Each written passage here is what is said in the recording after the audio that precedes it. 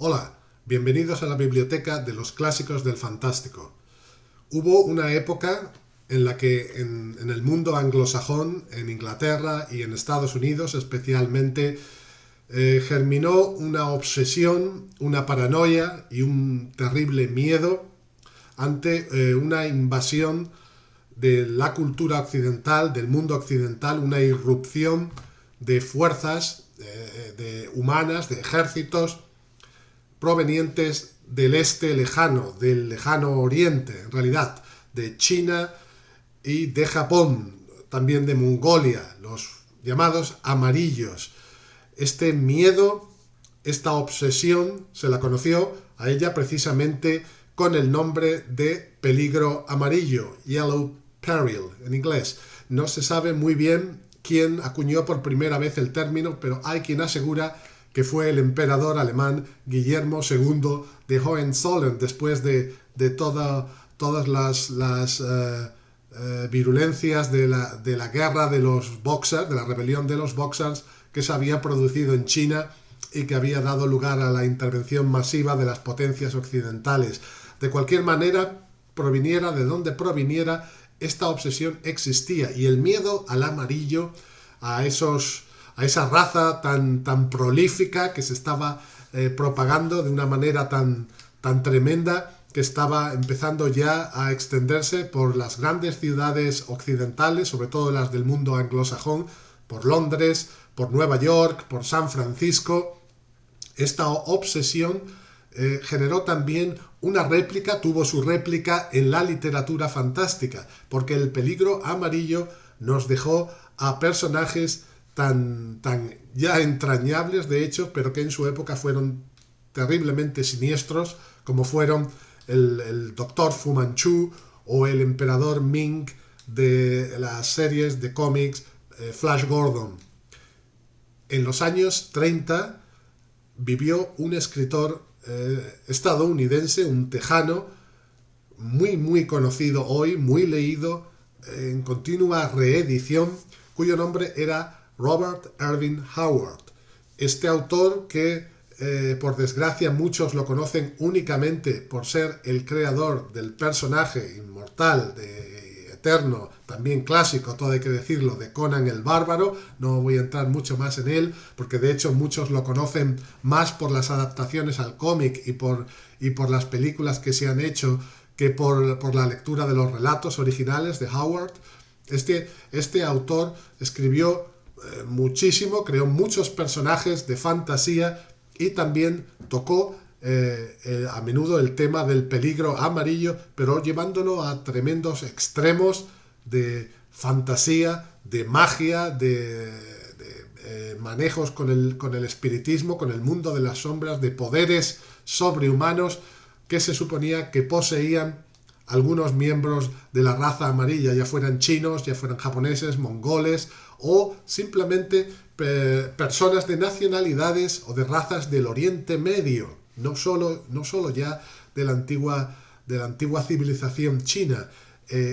Robert Irving Howard escribió una novela, una de sus pocas novelas, una novela de terror, de aventura y terror, cuyo título en inglés es Skull Face, rostro de calavera, y con ese título, traducido literalmente, apareció en español en los años 80, Rostro de calavera, publicado por la editorial Martínez Roca, pero originariamente en los años 40 del siglo XX, a principios, apareció en la primera edición de esta novela en español, y que tengo la sensación de que fue también la primera edición que se hizo en cualquier otra lengua aparte del inglés. Apareció en España con el título de El templo de Yun Shatu, una edición en tapa dura que incluía también un poco de complemento, la narración El Canaán Negro, un relato de budismo en torno, ya lo dice todo, los negros, pero Canaán Negro porque es una reunión de tipo satánica o de vudú. La novela El templo de Yun Shatu, o rostro de calavera, Skull Face, ocupa la mayor parte del volumen y nos presenta a un desgraciado marinero llamado Steve Costigan, caído en desgracia por el abuso sobre todo del opio después de las heridas que ha recibido en la Guerra Mundial, en la Gran Guerra, la Primera Guerra Mundial, y se encuentra en un estado de dejadez, postrado, esclavizado por la droga, recurriendo a un local que se conoce en Londres como el Templo de los Sueños, donde se reúnen chinos adictos al opio y también mercaderes de opio y proveedores de opio para estos esclavizados de la droga que intentan huir de sus miserias, tanto físicas como espirituales, a través de los viajes fantásticos que las alucinaciones les provocan. Hay entre ellos tanto occidentales como chinos. La cuestión es que detrás de este misterioso templo de los sueños hay un personaje enigmático al que se le conoce como el amo de Master, y que luego iremos descubriendo cada vez más y más de él, que no es otra cosa que un mago de la antigua Atlantis, resucitado, encontrado dentro de un sarcófago en un misterioso barco que navegaba por el océano Atlántico, que lo rescatan del fondo del mar. Este mago atlante quiere volver a reconstruir el imperio, lo que llama el imperio del Atlantis. Entendemos por la novela que la Atlantis fue la fundadora de civilizaciones que existieron miles de años después de ella, como el antiguo Egipto. Entendemos que toda la civilización egipcia, todas las dinastías faraónicas son en realidad de origen atlante. Este mago, este amo, este gran brujo, hechicero que tiene acceso a secretos de ciencia que no conoce nadie en el mundo, no conocen las potencias occidentales, intentará rebelar a los pueblos de color contra el dominio de los blancos, de los occidentales. Blancos es como se les llamaba entonces. Sería lo correcto hoy en día, no es que usemos términos raciales, digamos más bien occidentales, sobre todo el poder de los anglosajones, más que nada. Pero entonces se decía los blancos muchísimo, los amarillos, los negros, los blancos, como si el color de la piel te diera una cultura, era lo que se conocía como determinismo racial. Bien, este mago atlante tiene muchísimo en común con su precedente Fu Manchu de las novelas populares escritas por Sax Rohmer, pero lo fantástico está llevado a extremo. Se producen unos enfrentamientos tremendos entre la policía, los inspectores de la policía londinense y la secta que este maestro atlante quiere extender por el mundo. El protagonista, Steve Costigan, será usando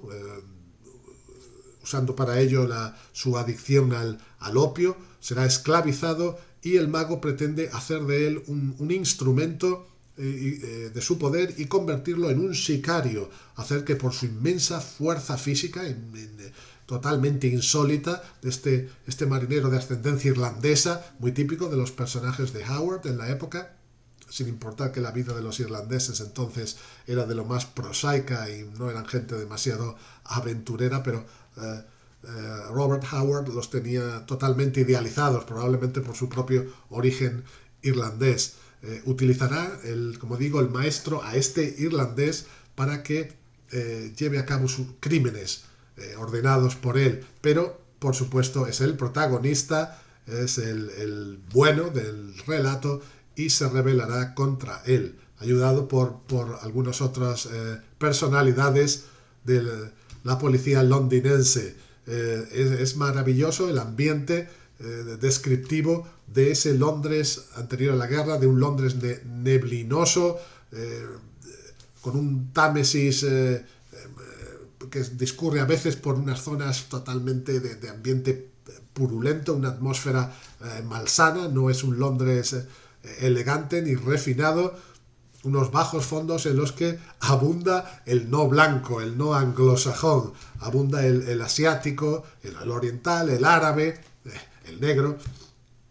Es hay una mentalidad en ello, por supuesto, que puede irritar hoy en día, pero que no va a minimizar en absoluto el interés de aventurero y de intriga de esta novela tan electrizante, tan cautivadora. Robert Irving Howard, se ha dicho ya muchísimo de él, casi no hay mucho más que explicar. Fue un personaje con una personalidad muy psicótica. Su final fue triste, terminó suicidándose a la edad de 30 años y sobre su vida se ha escrito muchísimo. Es el creador de una gran cantidad de personajes clásicos ya de la historia de la literatura fantástica, porque además de Conan el Bárbaro creó también a Solomon Kane, creó al Rey Cool, a Red Sonja, Sonia la Roja, una gran cantidad de personajes. Bran McMorn es un guerrero picto. Los pictos eran otro de los pueblos de la antigüedad de las Islas Británicas que lo fascinaban.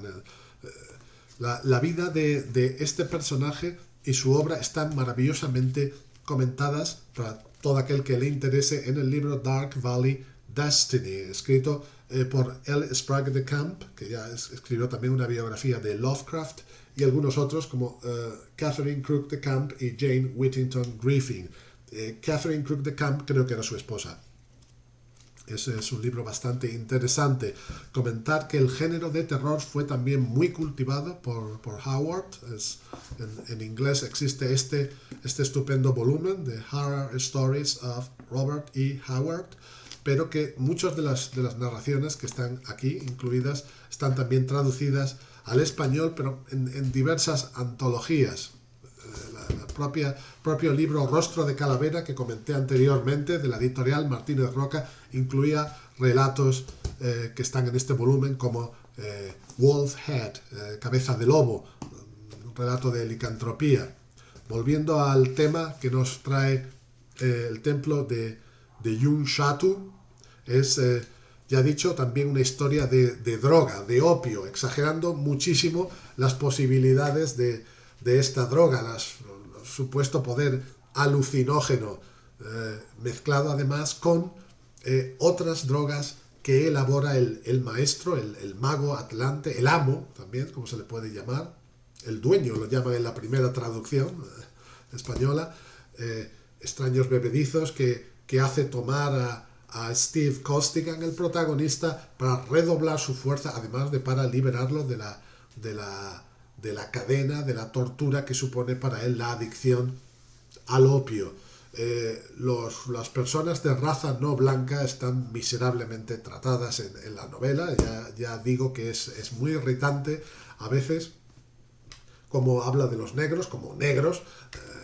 Ni siquiera usa el término, digamos, africano o se molesta en hacer alguna división entre ellos, entre si son de etnia yoruba o si son swahili o qué son. No sabemos ni qué lengua hablan. Son negros y nada más. Lo mismo con los amarillos. Aquí los únicos que tienen nobleza parecen ser los anglosajones, los que tienen apellidos como Smith, que son en realidad apellidos banales.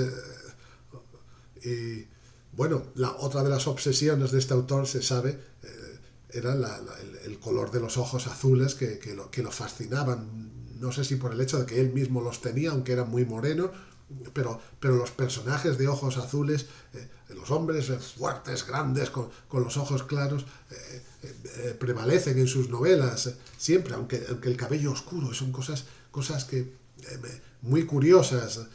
Los hombres oscuros de ojos claros están siempre en sus narraciones, pero se enfrentan muchas veces a estas razas. Hay un ciclo de relatos suyos, incluso aglutinado bajo el nombre de La memoria racial, en la que llega a utilizar descaradamente el término ario en esa faceta racista y falaz que se le daba en toda la primera mitad del siglo XX. Pero el determinismo racial, como digo, era una constante. El filósofo pensador alemán Oswald Spengler, en su obra La decadencia de Occidente, había escrito mucho sobre esto, sobre cómo Occidente moría y cómo nos venía el peso de otras de otras civilizaciones nuevas que iban a emerger.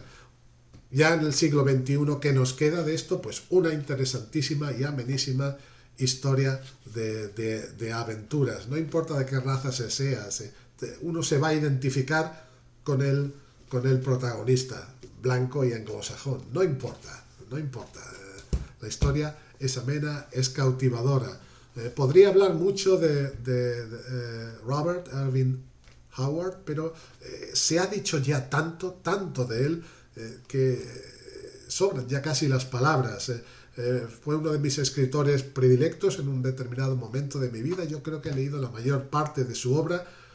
Fue también escritor de poemas, autor de poemas muy cautivadores. Recuerdo el poema Yo recuerdo, precisamente, en torno a la infancia de Conan, y muchas veces ilustra sus relatos con comienzos de versos. Cada capítulo de la novela El templo de Yun Shatu, o Rostro de Calavera, está ilustrado por un fragmento de poema de algún autor, ya sea Omar Khayyam, mucho cuando se habla de las visiones que provoca la droga, o Edgar Allan Poe, Chesterton, de Chesterton y algunos otros autores que él leía mucho. También se debe decir que Howard en vida no publicó ningún libro en sí, sino solamente relatos sueltos en las llamadas revistas pulp de la época, muy especialmente en Weird Tales, donde también se dio a conocer Lovecraft y casi todas las personalidades del círculo de Lovecraft. Pero eso es otra historia, Esta visión particular del peligro amarillo, muy influido por los relatos, las novelas de Sax Rohmer sobre Fu Manchu, es interesante, es novela de aventura, novela de misterio, a veces de terror, acción, y se pueden disfrutar mucho todavía en este siglo XXI. Animo a descubrirlas. Gracias.